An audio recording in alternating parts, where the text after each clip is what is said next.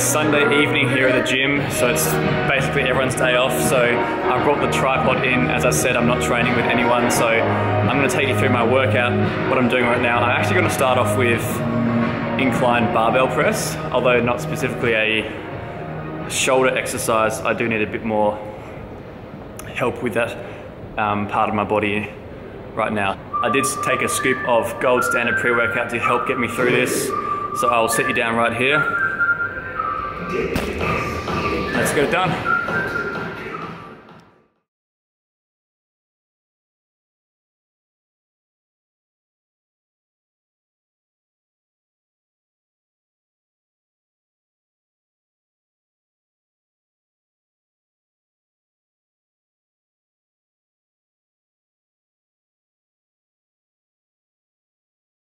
Started off with just one set of 5. Now I'm going to do 3 sets of 8, really slow in the eccentric part of the movement, just to make sure I'm getting a really nice squeeze on the concentric, and also trying to minimize the possibility of any injury happening, especially in this deficit phase.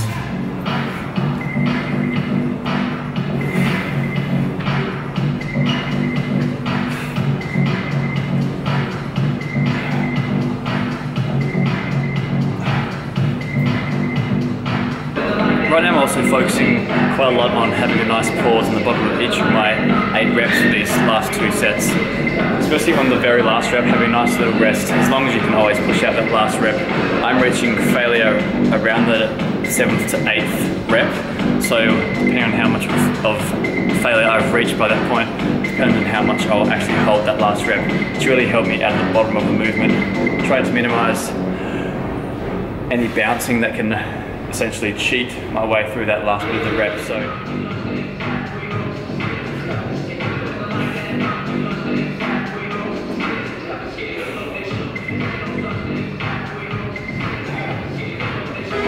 for this last set, instead of doing my 80 kilograms, I've chucked it down to 60 kilograms, which is 135 pounds, I believe. I'm just going to pump out as much reps as I can.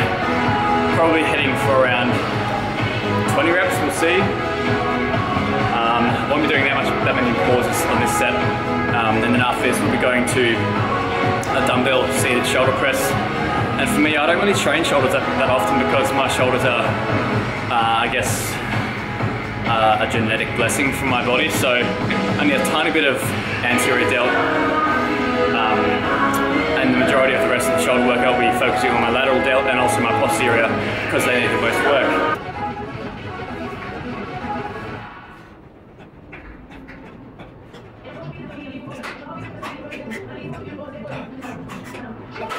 I noticed that on my incline presses, the barbell doesn't usually touch my chest,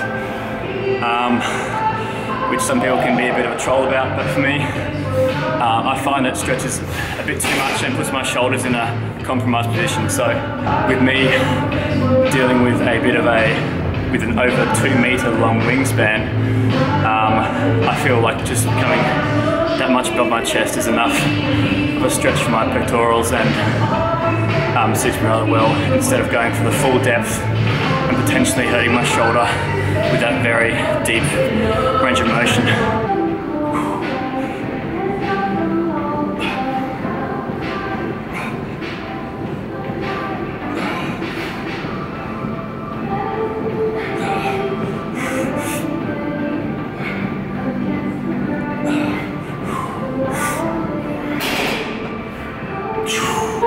I train shoulders so rarely, more specifically the pushes themselves. I haven't done dumbbell shoulder press for ages. It was a bit hard for me to gauge how heavy I can go, so I just picked up the 30s, and I'm going to be doing a few sets of those, around 6 to 8 reps, and that will finish off the pushing part of this workout. I'm just sipping on some gold standard BCAAs. I have the strawberry kiwi flavour. We'll move on to laterals and see how we go with my posterior rear delt, and then I'll smash out some arms.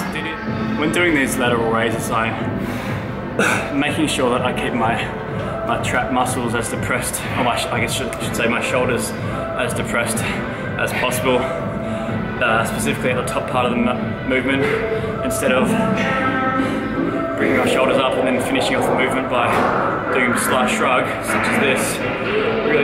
Really keeping my shoulders down and going to the point at which the range of motion of my lateral deltoid is finished. Anything past whatever part of motion your body allows, it's going to start initiating into your traps.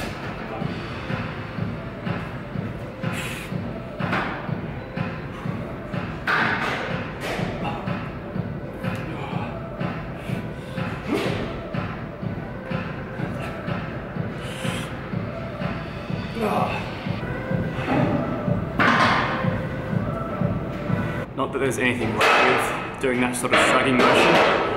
It's perfectly fine to that. It just will be incorporating a bit more of your trap muscles rather than a full range of motion with just your lateral delts. Really trying to avoid any shoulder elevation such as this at the top part of the motion.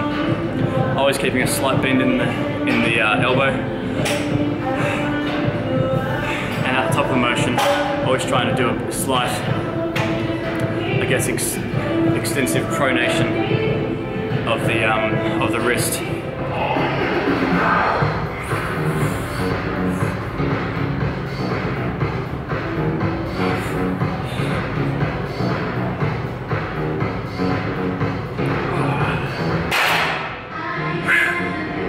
We're now moving on to an upright row movement once again for the side delt here. The exact same principle is keep your shoulders as depressed as possible. I find with this, the wider I go, the more of a delt it hits, rather than a narrow grip, because you got to think is like your body is like a bit of a machine. So each joint has a particular point of weakness. So when I'm most upright, the angle in my forearm to my wrist is near 90 degrees, basically 90 degrees. Whereas if I come in close, when I pull up, my wrist is at a compromised position, hence it's going to be weaker. So it's all personal preference. If you can do that, fine, and you find it hits your delts fine, or most optimal, then do that. But for me, I have a much wider grip. So for example, when I pull up, you'll see that my wrists and my forearm joint is at a 90-degree angle at the very top. And once again, you can see my shoulders are not elevating to incorporate trapezius work. So once again, pulling with the elbow, keeping it as near 90 degrees possible as you can with your wrist to optimize your strength. This more so is a principle for your pushes. So when you're doing like a bench press, is to keep your wrists in that 90-degree angle rather than having it compromised perhaps by having too narrow of a grip, so that when you come down, your wrists are coming out like this and you're pushing kind of like this. It's going to bring a much weaker press.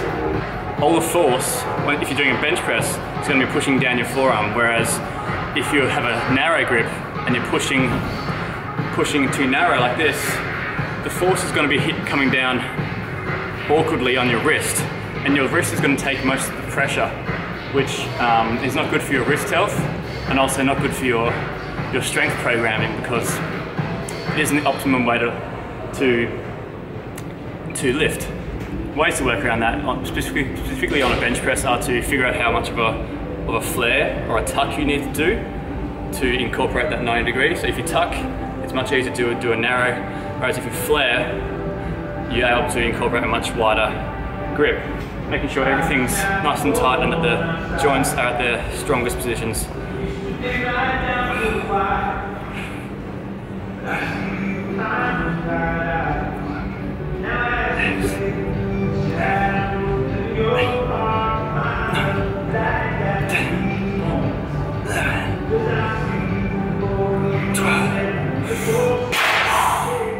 There's a maximal range of motion for an exercise and there's a maximal range of motion for a muscle, and they don't always correlate.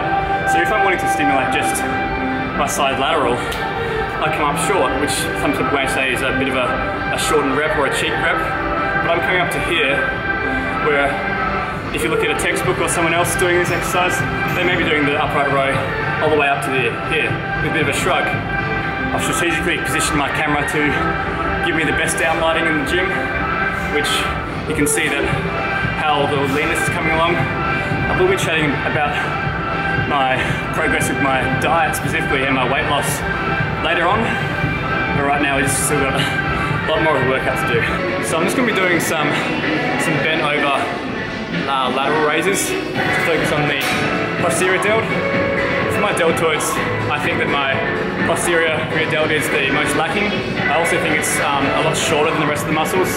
As you may be able to see, it kind of cuts off a bit before the actual full Boulder look of the shoulders happens. With my bent over raises, you'll see lots of people like to do it straight out like this. Once again, you probably think I have some sort of vendetta against my traps, but I'm really just trying to isolate my delts with this workout. And by doing that, I see that when I'm doing it straight out like this, I do incorporate a bit more of my traps or upper back in that part of the motion. So what I'm going to do is kind of do a bit of a diagonal sort of lateral raise like that, because with the function of the lat, the latissimus dorsi, is to kind of row like this, and with the rear delt kind of come out like this, it's kind of like a bit of a hybrid.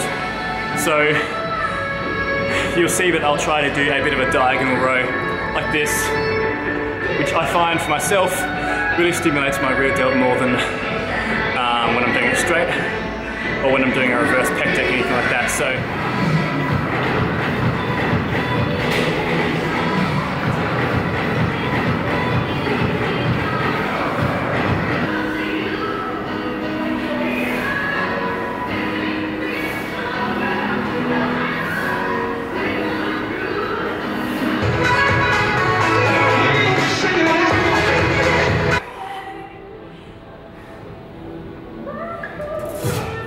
I just finished off the shoulder and chest aspect of the workout. Now moving on to triceps, doing a bit of close grip bench. Going to be starting off with 60 kilograms, see how it goes. The previous program I didn't incorporate any close grip bench, so once again it's pretty hard for me to gauge how strong I'll be with movement, especially since I've just finished a full push workout essentially. So once again, I'll say again that with this movement, because it's close grip, doesn't mean you can go like this and come down like that. It's going to give you a bit of a compromised wrist joint.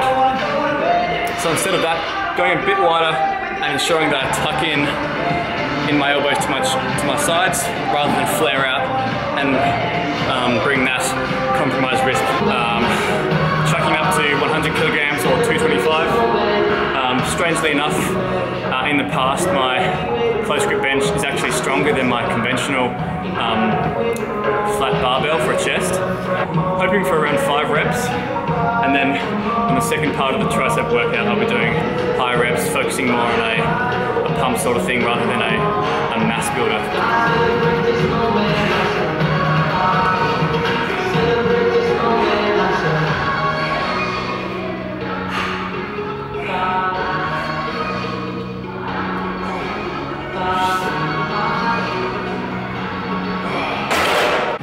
As well, that I'm bringing the bar down on a sort of an arc, like a sort of pendulum sort of motion.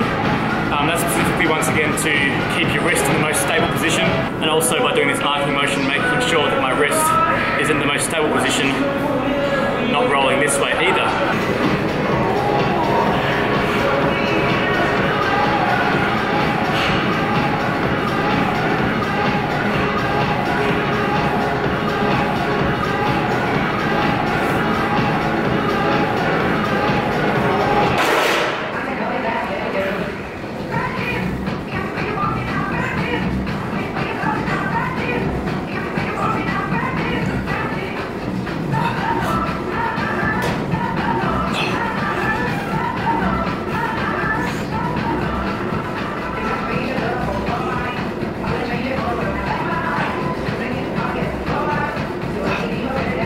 What I'm doing here is just a single arm tricep extension. I like to come close to my face because I have had some issues with a sort of semi-rare sort of thing. It's called tricep tendinopathy, rather similar to elbow tendonitis, but more specifically it actually hits the tendon on the tricep. So with doing standard skull crushes like this, it does put a bit of stress on my elbow joint. So I stick mainly to single arm extensions like this with dumbbells, but right now we're doing it to single arm to the side of the head. I like to lean my head off the back of the bench just to give more of a stretch.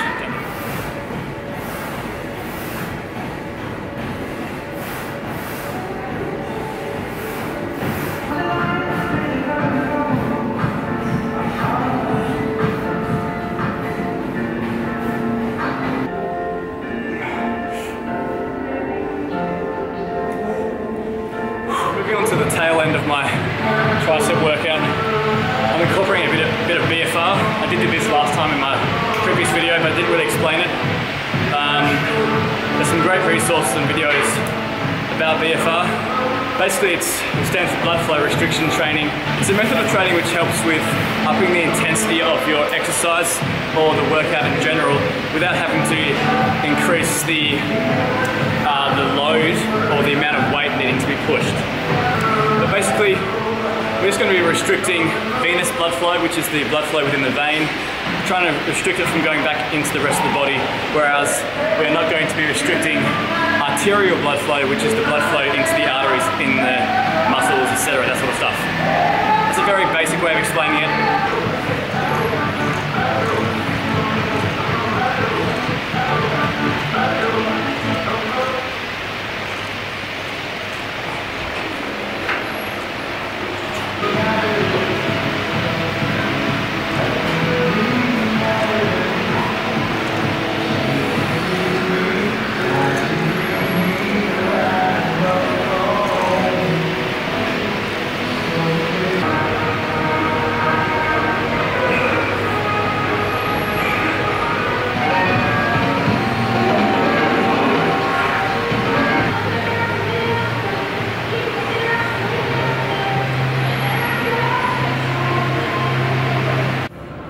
So that's the weight-based part of the workout finished.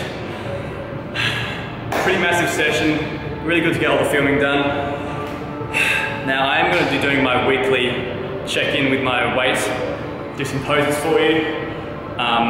Please be advised I haven't done any posing since the previous video, and before that, since my competition prep 2 years ago. So apologies for any sloppiness, but we're simply here to check in on how the weight loss is going. As you saw earlier in the video, I'm around 90 kilograms right now, and I started this cut roughly about 20 days ago, around 94.5 kilograms. So that's a 4 kilo loss, and let's see how we're going at the moment.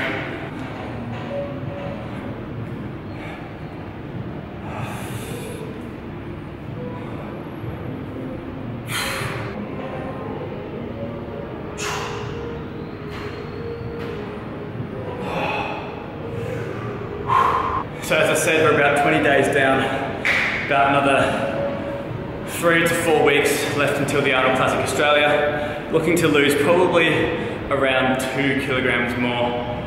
So at this stage I'll be going a bit slower than before. My macros at the moment are still pretty high in regards to a cutting diet. I'm on 220 grams of protein, 330 grams of carbohydrates and 80 grams of fat. So at this lower weight, I woke up in a new low of 90 kilograms. We'll see if I can sustain this amount of calories. If not, I'll have to chuck down my carbs by 20 to 30 grams, chuck it down to 300 or something like that, which isn't that hard for me because